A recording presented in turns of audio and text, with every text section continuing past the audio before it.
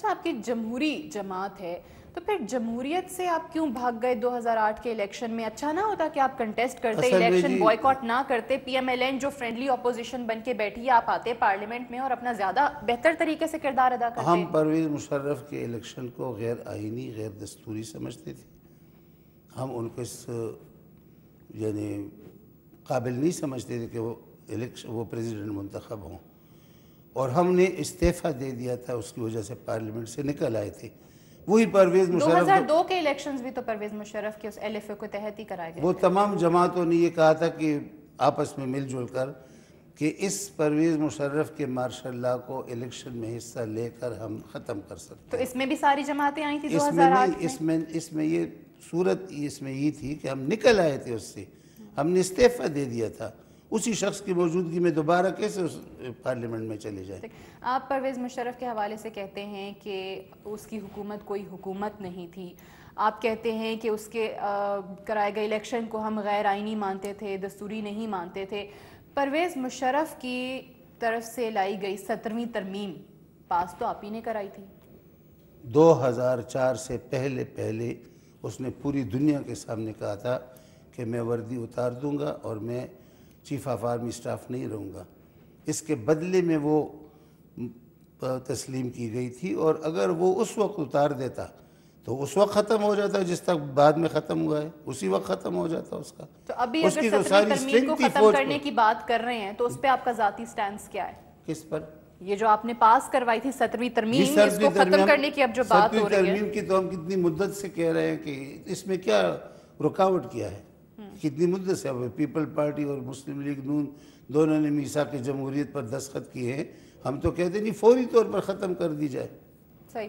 اچھا، یہ جب ہم کہتے ہیں کہ جماعت اسلامی کا جو ایک کریڈیبلٹی کہہ لیں یا ایک بڑی جماعت کہہ لیں اور جس کی ایک سے ہونی چاہیے، وہ ابھی ہمیں نظر کیوں نہیں آ رہی؟ مثال کے طور پہ اگر ہم یہ جو ججز ریسٹور کرانے کی تحریک تھی، لانگ مارچ کی بات ہوئی، آپ نے بات کی، عمران خان صاحب نے بات کی، لیکن وہ لانگ مارچ اس وقت تک کامیاب ہی نہیں ہوئی جب تک اس میں میاں صاحب شامل نہیں ہوئے. ڈیل بھی حکومت نے پھر میاں صاحب سے کیا، میاں صاحب کو کہہ دیا گیا کہ جی ججز بحال ہونے والے ہیں تو آپ لانگ مارچ ختم کر دیں.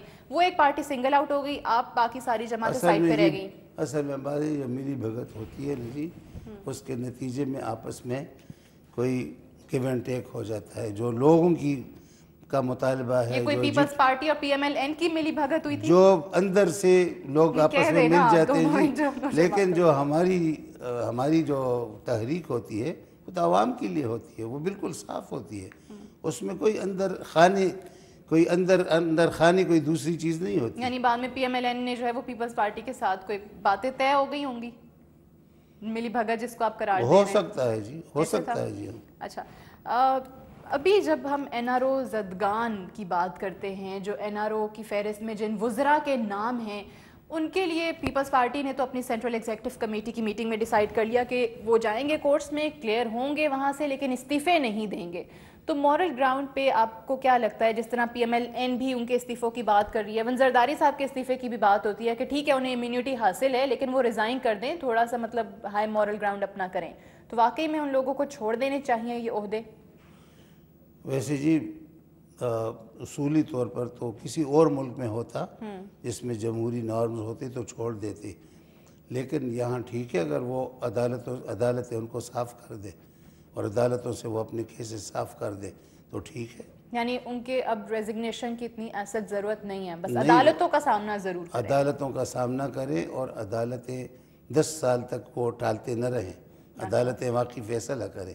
اصل میں تو عدلیہ کا فیلیور ہے کہ عدلیہ نے 10 سال تک ان کو ٹالتے رہے اور کسی کے خلاف کوئی فیصلہ نہیں دیا. اب کہتے ہیں کہ جی بھی تیار تھے، کیسز تیار تھے، بالکل فیصلہ ہونے والے تھے، لیکن فیصلہ تو نہیں ہو سکا. لیکن پھر جب پیپلز پارٹی اور اسپیشلی زرداری صاحب یہ بات کرتے ہیں، اس وقت پیپلز پارٹی کے بے تحاشا لوگ جو ہیں وہ جذباتی ہیں اور کہتے ہیں کہ جی ہمارے ہی پھر کیسز کیوں کھل رہے ہیں اور ہمارے لیے ہی عدلیہ کیوں فیصلے دے رہی ہے. وہ شہباز شریف صاحب بھی تو وزیر اعلیٰ اسٹے آرڈر لے کر بنے ہوئے ہیں، ان کا پروسیکیوشن پھر کیوں نہیں ہو رہی ہے؟ تو آپ کو لگتا ہے کہ صرف پیپلز پارٹی کے خلاف اس وقت کوئی سازش چل رہی ہے؟ جی نہیں، میں کہتا ہوں جی سب لوگوں کے عدالت کا سامنا کرنا چاہیے، عدلیہ کی بالادستی قائم ہونی چاہیے اور عدالت کا سامنا کرنا چاہیے سب کو. ٹھیک. اچھا، اس وقت ملک آپ کو کیا کیسی نہج پہ لگ رہا ہے کہ کیا حالات واقعی اتنے خراب ہو گئے ہیں کہ ہم ایک طرف ملیٹنسی کی بات کر رہے ہیں، ایک طرف اداروں میں تصادم کی بات کر رہے ہیں، کچھ لوگ حکومت کے چلے جانے کی بات کرتے ہیں، کچھ لوگ کہتے ہیں کہ دوبارہ سے فوج آ جائے گی. یہ چیزیں ٹھیک ہیں اس وقت؟ ویسے جی افراتفری ہے ملک کے اندر، لوگوں کو گھروں سے اٹھایا جا رہا ہے، اب بھی اٹھایا جا رہا ہے، بے گناہ لوگوں کو اپنے گھر سے اٹھا کے پتہ ہی نہیں چلتا لوگوں کو کہاں غائب کر دیے گئے ہیں. یہ اسلام آباد میں ہمارے کارکنوں کو اٹھایا گیا ہے اور ہمیں پتہ بھی نہیں ہے کہ کہاں لے جائے گئے.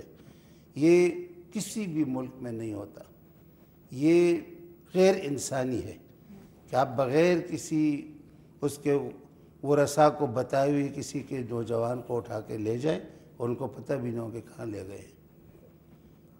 اچھا، اس وقت مڈ ٹرم الیکشنز کا جو جماعتیں مطالبہ کر رہی ہیں، آپ کو near future mid term elections نظر آتے ہیں یا آپ سمجھتے ہیں کہ یہ ہونے چاہیے اس وقت؟ میں تو کہتا ہوں جی کہ دستور کی بالادستی ہونی چاہیے اور عدلیہ کی سامنے جھک جانا چاہیے، اور عدلیہ کی اور دستور کے مطابق لوگ چلیں گے تو میں کہتا ہوں جی مڈ ٹرم الیکشن کی کوئی ضرورت نہیں ہے. ٹھیک، اور اگر ہوتے ہیں مڈ ٹرم الیکشن تو آپ حصہ لیں گے ان میں؟ ضرور لیں گے، اس دفعہ جو بھی الیکشن ہوں گے ضرور اس لیں میں گے جماعت اسلامی جو ہے وہ شامل ہوگی. انشاءاللہ. ٹھیک، اچھا اس وقت آپ یہ بتائیے کہ جب ہم ملکی حالات کی بات کریں کہ جی اتنی زیادہ سیاسی چپکلش بڑھ گئی ہے، اتنی زیادہ سیاسی بیان بازیاں ہو رہی ہیں، الزامات تراشیاں کی جا رہی ہیں، سیاستدان ایک دوسرے کو نیچا دکھانے کی کوشش میں کر رہے ہیں، اس میں آپ کو کہیں پہ لگتا ہے کہ عوام کے ریئل ایشوز یا مینڈیٹ دے کے پارلیمنٹ تک پہنچانے والے لوگ ان پارلیمنٹیرینز کو کیا کر رہے ہیں عوام کے لیے؟ جی میں بالکل سمجھتا ہوں کہ لوگوں کا جو اس وقت مسئلہ ہے، سب سے بڑا مسئلہ ان کا امن و امان کا ہے.